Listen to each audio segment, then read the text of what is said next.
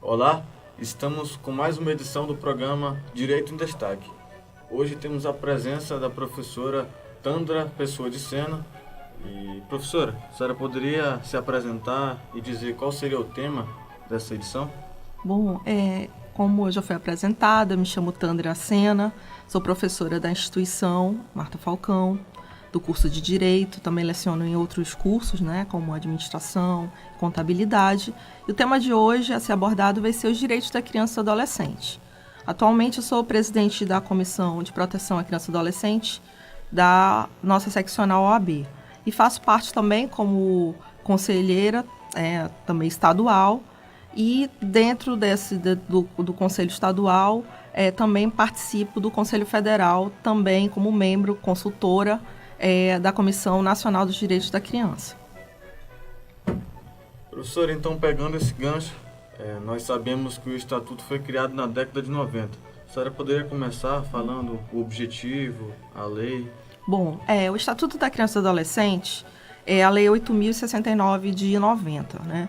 Então é interessante, oportuna a pergunta, porque, de fato, o Estatuto da Criança ele foi criado num contexto histórico bem peculiar, né? O Brasil vivia um momento de abertura política, vivia um momento de redemocratização e da necessidade de uma mudança em relação à questão das crianças e adolescentes. Até então, a gente tinha um código de menores, então a legislação do ECA não é a primeira lei para crianças e adolescentes no Brasil. Aliás, o Brasil teve duas outras legislações, o Código Melo Matos, de 1927, posteriormente, o Código de Menores de 79. Então, até 90, vigorava esse Código de Menores de 79, e cujo teor dele era mais arraigado a deveres do que a direitos. Então, na realidade, a gente não tinha um sistema de proteção das nossas crianças. A gente tinha uma legislação que vigorava, que tinha um intuito muito mais punitivo do que educativo. Então, houve realmente uma mudança. A gente vivia sob a égide de uma doutrina da chamada situação irregular.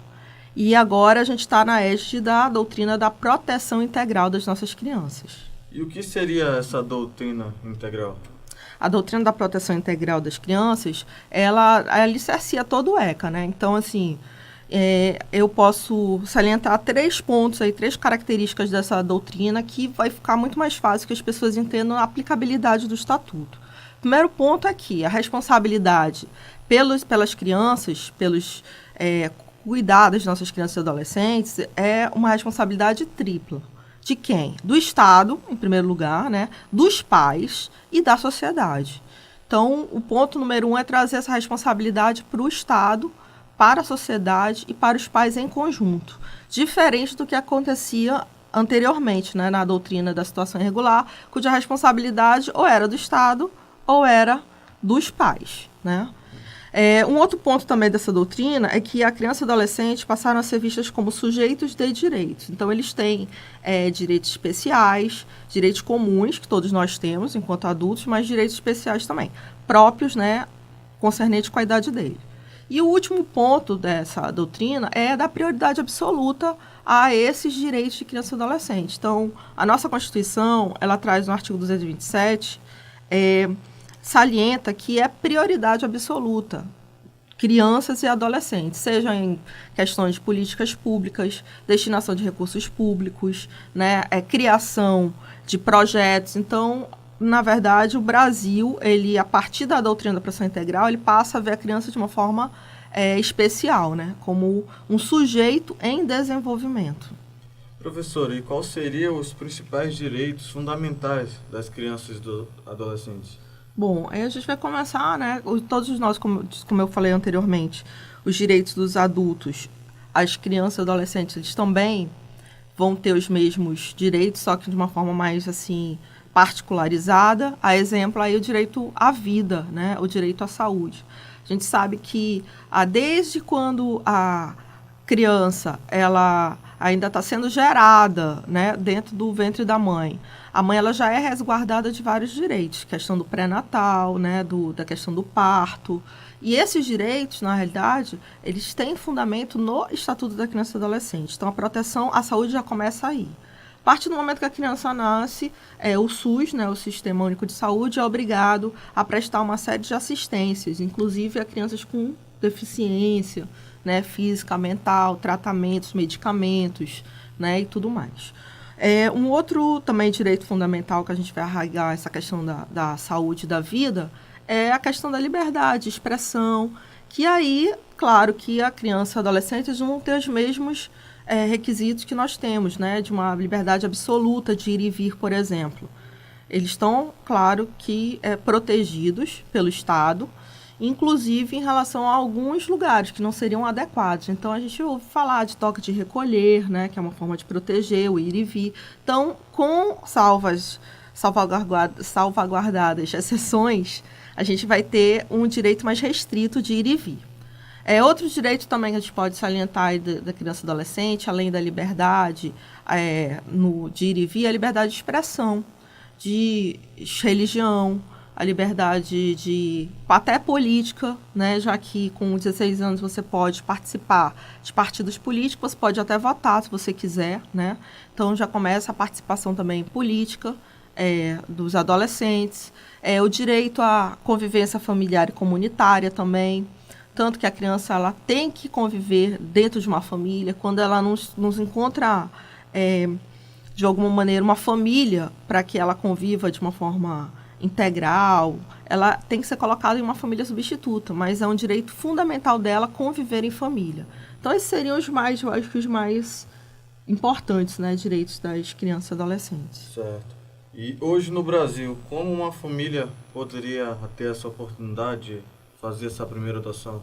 Quais seriam os procedimentos? Bom, aí quando a gente fala de adoção, que é um tema justamente de uma obra que eu escrevi, fala das mudanças que houveram na questão da legislação da adoção, a gente tem no Brasil requisitos mínimos para se adotar. Na verdade, qualquer pessoa que tenha mais de 18 anos pode adotar, né? Seja solteiro, seja casado. O importante é que ela vai ter uma condição aí. Ela só pode adotar com crianças ou adolescentes que tenham a diferença de idade pelo menos de 16 anos dela para com o adotando. Tirando isso, como eu falei, não existe requisito em relação a ser casado ou ver união estável, ambos podem adotar, a gente chama de adoção conjunta. A adoção pode ser feita de forma unitária, né? No caso, uma pessoa sozinha que tem interesse em ter um filho adotivo, ela consegue, sendo homem ou sendo mulher. É possível também, a gente ainda falando de adoção, encontrar a possibilidade de adoção por casais homoafetivos sem problema algum no Brasil. Então, basta a gente preencher esses requisitos, né? No mínimo ter 18 anos de idade, essa diferença de idade com a criança, e alguns pressupostos legais que são necessários. Fazer um cadastramento no Cadastro Nacional de Adoção, que a gente tem uma fila, o Tribunal de Justiça ele controla isso, então ali você vai ter numa ordem, né, as pessoas que estão habilitadas e a possibilidade do encontro com essa criança que está à disposição também para ser adotada. Correto. Professora, a senhora citou sobre o seu livro, sobre a sua obra, que seria a nova lei de adoção. A senhora poderia falar um pouco para nós como as pessoas e os espectadores aqui da rádio podem ter acesso a esse conteúdo? Bom, essa obra que me levou a fazer essa pesquisa, né, sobre a nova lei da adoção foi em virtude de uma alteração que ocorreu na nossa legislação no ano 2009. Então, a gente teve um marco assim, histórico que alterou mais de 100 artigos do ECA só na parte de adoção. Então, mudou totalmente os requisitos não eram esses simples que eu acabei de expor para vocês, as coisas eram mais complexas. Então, me chamou a atenção essa temática, né? E aí eu comecei a pesquisar. Recentemente o ECA sofreu outras alterações, né, novas alterações. Esse ano mesmo o ECA foi alterado. Inclusive, os meus alunos, eu sempre coloco para eles estarem atentos a essas novas, né, perspectivas, porque é uma coisa que altera o dia a dia, principalmente quem vai advogar, quem vai atuar na área jurídica. Então, a gente teve alteração também no ECA, uma recente alteração, né? A Lei 13.509 de 2017 alterou também bastante essa questão da adoção. Então, eu fiz uma atualização, inclusive, na minha obra, já é a 2ª edição, e é uma editora nacional. Então, acho que todo o Brasil você consegue, né, ter acesso à editora Juruá. O intuito é realmente fazer com que as pessoas tenham acesso às informações acerca da adoção, né? De quem pode adotar, como é que funciona, e também mostrar que a adoção não é algo, né, muito difícil de se concretizar, que realmente é algo que você preenchendo os requisitos legais, é possível, sim, em torno de 6 meses a 1 ano, você conseguir adotar uma criança. Esse aqui é o livro da professora. Professora, a senhora poderia deixar o seu contato? Bom, eu vou deixar só o meu e-mail, tá? Como eu falei para vocês podem adquirir a obra em todas as livrarias, eu creio que na maioria das livrarias já tem acesso a ela, mas aí como a questão da ética, né, do advogado, então eu posso deixar o meu e-mail, é tandracena@gmail.com. Quem tiver dúvidas ou tiver acesso até a questão da obra mesmo, pode entrar em contato comigo por esse endereço eletrônico. Certo. Muito obrigado pela sua participação hoje conosco. Podemos aí tirar muitas dúvidas, né, sobre essa lei da adoção. Esse foi mais um programa Direito em Destaque. O contato da professora para vocês queiram tirar algumas dúvidas será adicionado aí na descrição do vídeo. Muito obrigado e até a próxima.